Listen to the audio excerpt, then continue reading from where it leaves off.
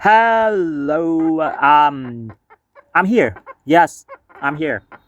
I have I've come out of my lazy period and returned with another video because I got called a coward for not doing this again. I mean, it's no new thing.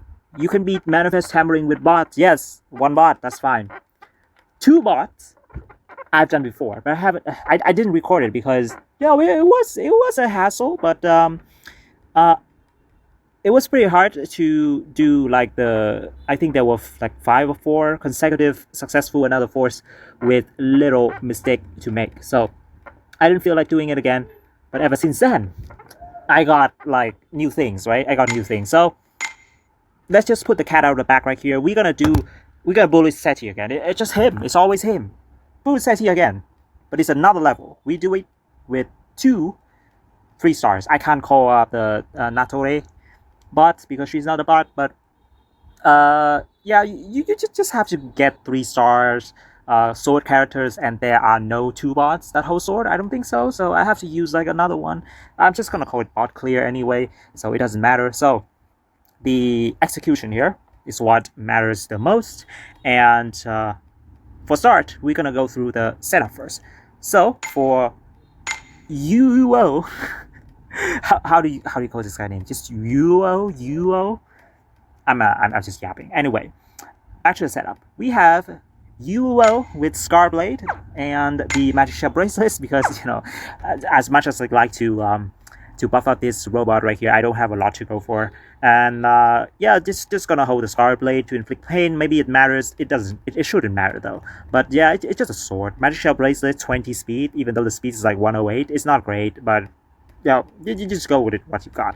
For the badge slot, we have the Soloist badge for Status Rain because ultimately, if we go with the zoneless setup, then Status Rain should still charge you about like 9% every time the skill is executed. So it's still better than its regular skill. So yeah, you just have to go with it. For the Grasa, we have the Curse of Reversion for Banish skill. We have Enhances Match HP Sword and Power Inferno Sword, which are arguably very important. It actually gets harder if you don't use sword units. So 3-star bars is actually easier than some 4 stars with no utility, nor they hold a sword. So yeah, this should be efficient. For the skill, we have Banish and Stardust Rain. The skill in the middle, Weapon Break, doesn't matter, so you shouldn't care that much about it. So next up, we have Natore, and this one is a bit more tricky. So we have the Cat Queen Sword because I don't have 2 Scarblade. It doesn't matter. Magic Shell Bracelets because I have 2 Magic Shell Bracelets. Yes, I know. Chaotic Badge for the skill Chaotic. We are going to go through that later. For the Grass slot, we have Swords Prayer, Sword. I don't know why they have to like mention Sword when the name of the Grass is already Sword Prayer, but you do you, buddy. You do you. Enhances Match HP, Sword, and Flame Crush. And we have this thing, which is a shell of an E enhanced Veilachan Grasa. This doesn't matter, by the way. I just want to give it more HP, and the batch slot is already occupied, so I can't go with more HP anymore. So for the skill, we have True Swords Prayer, which is a very nice skill, by the way. That's why we're also using sword. If there is any week that this could happen, this is a week, guys. The Slash week. Why are we back to Slash week? Where's my Pierce? I want to use my Pierce unit. Where? Why are we back to Cesta again? It's not fair. It's not fair. Okay, I'm again yapping. True Sword Prayer, sword equipped characters, damage of all party members plus 50% for 3 turns. And it's a pretty nice and niche Grasa. If you don't have, if you're running like nonsense right here, you don't have the real weapon buff from anyone. So running this would significantly increase your damage, which is an odd thing to say, but we have 2 bots. I mean, we go with what we get. Yeah. Chaotic skill, the skill that will lower the the enemy's physical resistance by 30%.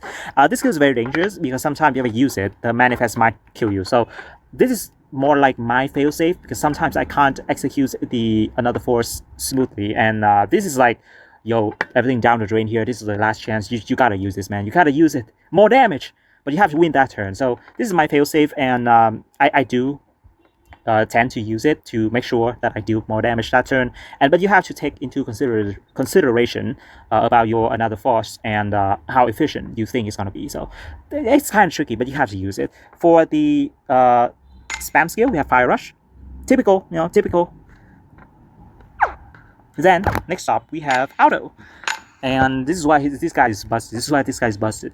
There's only this guy that can run with 2 bots and still beat the Manifest Tampering. It's just no joke. There's only him. I don't see anyone else. It's him. Granted, it has a lot to do with SETI being a good unit. if the Manifest person itself themselves is not good, then yeah, this is not possible. But we have 2 good units, and that's what makes it possible. Anyway, for the setup, we have Alpid Sword, Lapis Bracelets for the type attack plus and the combo rate, and we have the plus 50 power and half HP for both badge slot here, because I don't own a 50 power badge. I haven't played that long, you guys, so I don't have that. I need to go through freaking Phantom Crystal Dimension probably 100 more times. I don't know. We get lucky, yeah. Back at it, we have Power Pain with Last Stand, or Power Pain Sword with Rose with Thorn, Weak Point Strike, and Inferno Power Pain. For the special Grasta, of course, we're going to have Dragon God Smite. And for the last member, we have our guy, SETI here. So let me tell you the things that I got after the last time I cleared it with 2 bot. It was miserable. My SETI wasn't fast enough, so I had to go through another force more times than I should have. And I also clicked the skill, had to be more accurately, and that was frustrating. I mean, fail try after fail try, frustrating. But eventually we succeeded, right? So we're gonna recreate that here. But this time, I have the stamped bracelets finally getting to plus 10. We're gonna have more speed, and finally the Crimson Bolt, the thing that did plus 30 speed here. I finally roll a gem that gets it 30 more speed. That's why this guy is standing in at 420, 420 speed here, and he's at 80 light, but it doesn't matter. I just want to make sure, but it doesn't matter. Like, worst come to worst, it takes you like 9 turns instead of 7 turns, but I don't think the light point on this guy matters. I had ideas to do this differently, so that's why I need to do it more safely by getting him to 80, but to be honest, you don't need that. 16 is fine. And for the Grasta, we have Resonant Light to buff Auto for the more drain proficiency, because we have the Vision Lance and Power Pain. For the skill, we have Blaze Impact, Impact, yes, Try Assault, Hold Up, and Vision Lance is the, we're not clicking that. Yeah, that was because I had other ideas before, but we don't need that. We just need 3 slots, which are Blaze Impact, Tries Assault, and Hold Up. Okay, so for Auto skill, I forgot to show, we have the Volcano Blade, X/Gleam, and Death Rejection. You don't need Ogre Rankrum Aberrant, by the way. It's just there because it's there. I was clearing mobs, so yeah, that's a setup done. And I have more speed this time, so I feel more comfortable doing this, because we finally rolled a speed gems, right? Like the plus 30 here. I still have a lot, by the way. Let's go. Yeah, I have like 28,000 left. Like, yeah, eventually I'm gonna get those. So, with all that being said, there are still obstacles that we have to come through for the challenge right here. And yeah, let's just get into it. We start here. /pledge Manifest Tampering SETI. Let's go. And I think I'm gonna pause during each another force, because you actually have to map this out before going straight into it, right? Alright, so what we need to do here in the first turn of the force is that you need to take out Clock and Retro, and you need to deal a decent amount of damage to the Manifest, which is a Crimson Bolt right here.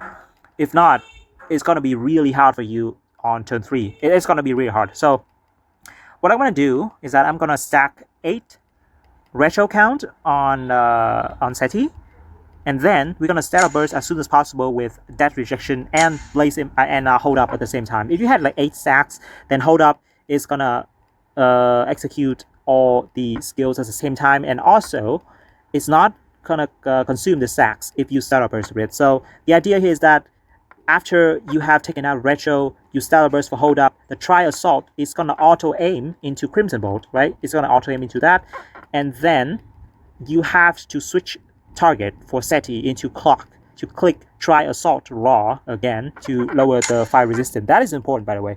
It's not very easy to take out the Clock behind that Crimson Bolt without the Tri Assault. So we have to switch target in the middle of another force, and then hopefully Aldo is going to do enough damage for the turn 3 to take us to the second phase. So that is a lot of things to do. Like, I don't think it's the easiest another force ever, but the ironic part about this is that it's actually the easiest another force to do for this clear, and there's always a lot of things to do. This guy is how to click Stardust Rain, which is, you know, simple enough.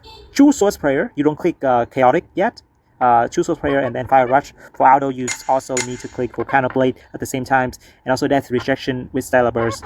And for SETI, you have to plan out to click your Blaze Impact 4 times for 8 stacks, and then hold up. In Stellar Burst, it's not going to consume the stack, and then you click hold up again. This time it's going to consume though, and then you Tri Assault, switch target to Clock. So let's go.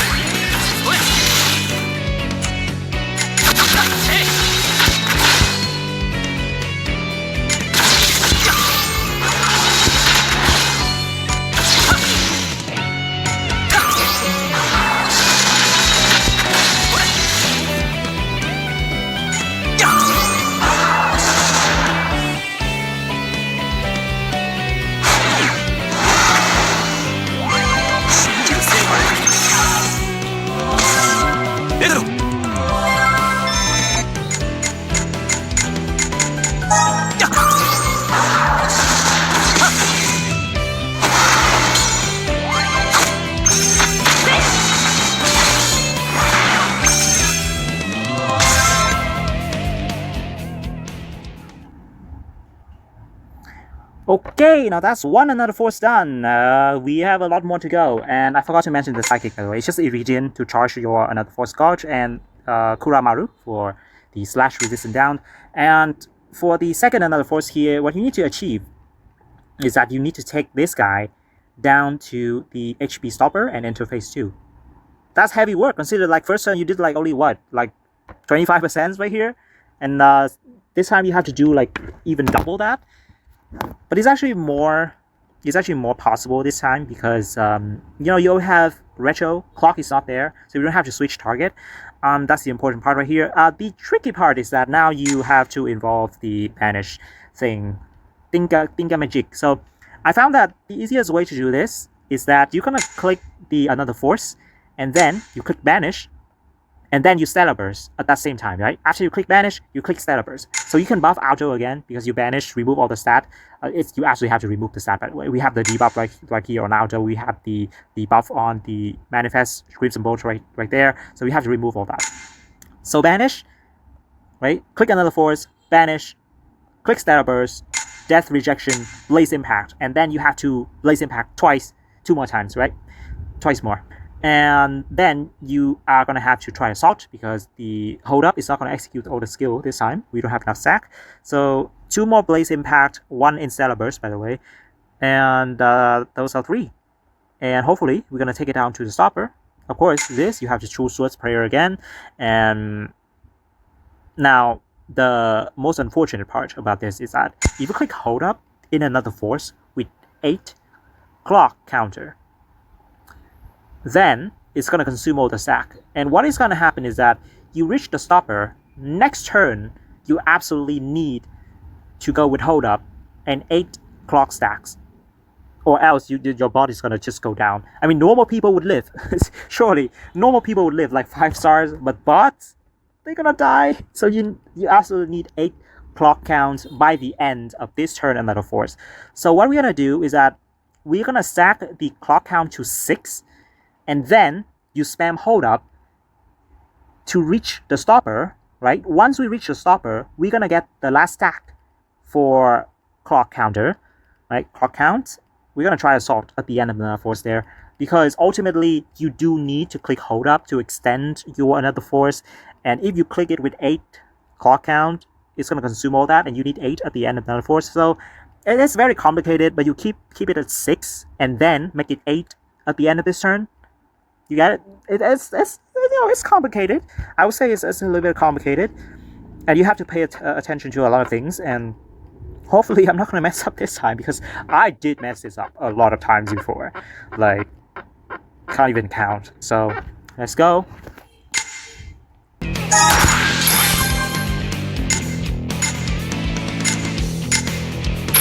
Retro Clock 緊急配備だ。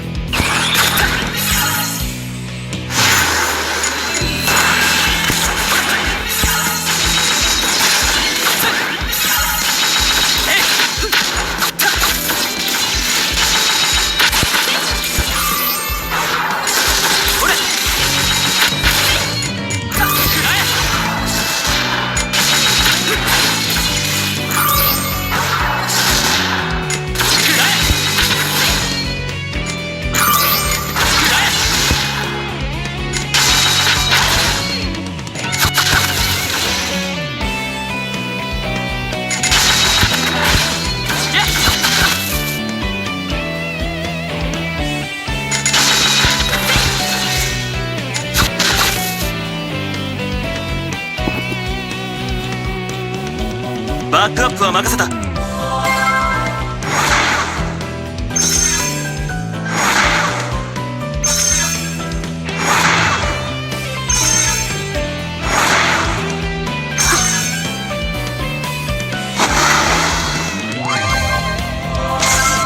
信じる正義のため。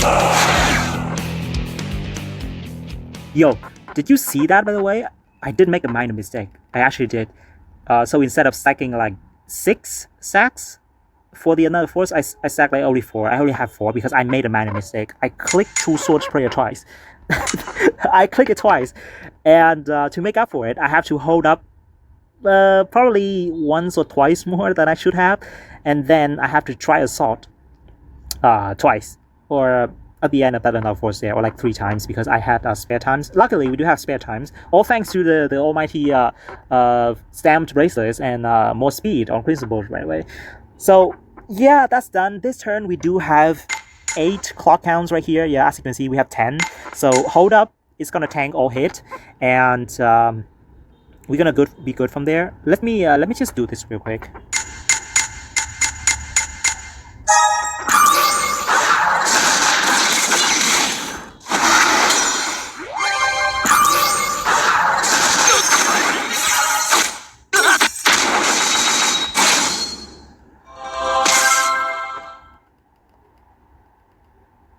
Okay, so the third Another Force is upon us, and this time, I think we can tank without the I think we can tank naturally without having 8 clock counts. Next turn you do need it, but this turn I don't think we need it. I don't think we need it this turn. So the objective still stay the same though. You have to have 8 clock count by the end of this turn, so that you can tank next turn. But you have the capability to tank this turn without 8 clock count. Does it make sense? So we still need to retain 6 count, or like that's like minimum. Don't make it 8. If you make it 8, it's gonna consume all stack with hold up, and we're gonna get screwed next turn. So I think we can tank it naturally this turn. We do it the same as the last Another Force, which is like click Another Force, banish, Stellar Burst, and so on and so forth. So I don't think we use Chaotic yet. That's just like immature. So let's see how it goes.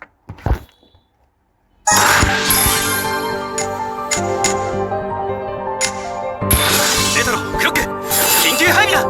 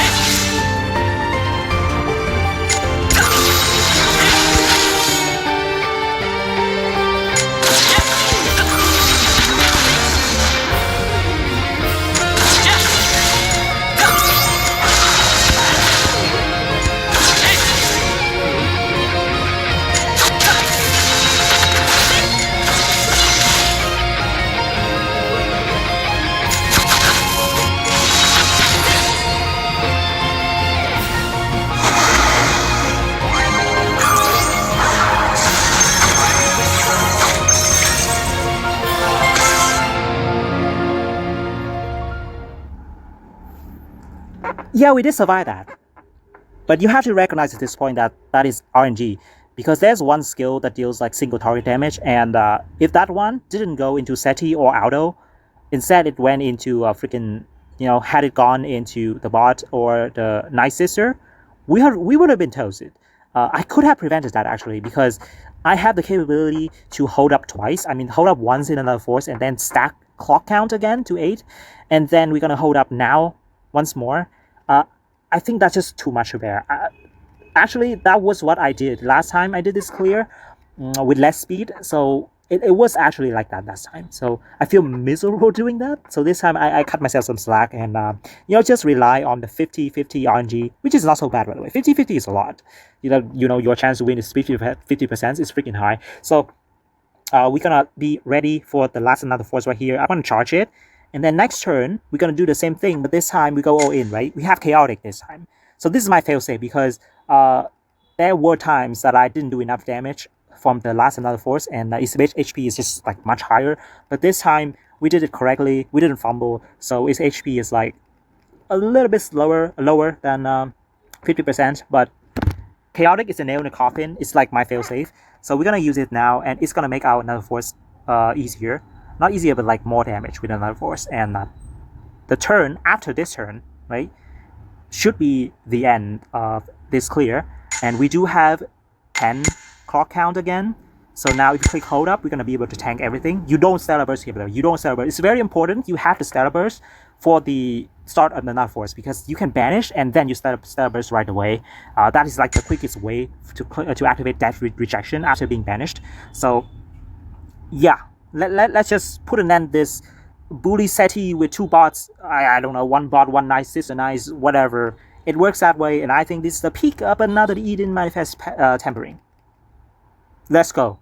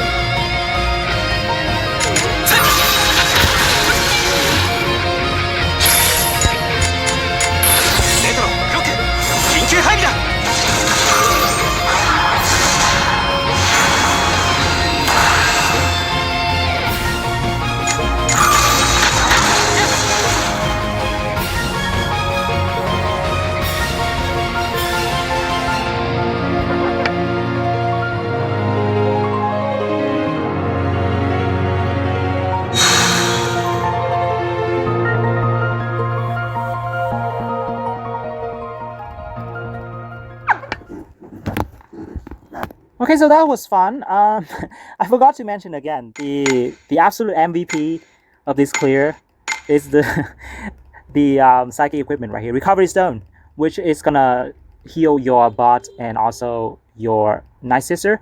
Those heal were important, by the way. I mean, had we not had this heal, we're probably gonna die on that turn. What is it, turn 5, right? Yeah, you could have actually died on turn 5, or like 6 actually.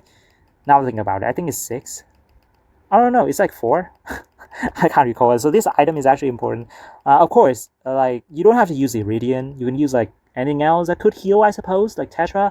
But I wanted to keep this as a free-to-play in spirit type of deals, because like restarts, I mean, come on, everyone has restarts.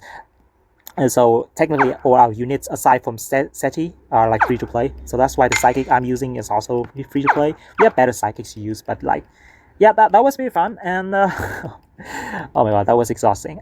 I don't think I've yapped this much for a long time. But that was fun. I hope you guys enjoyed that, and which I consider as a peak of manifest tempering. And I'll see you in the next video, whenever that may be. Thanks for watching.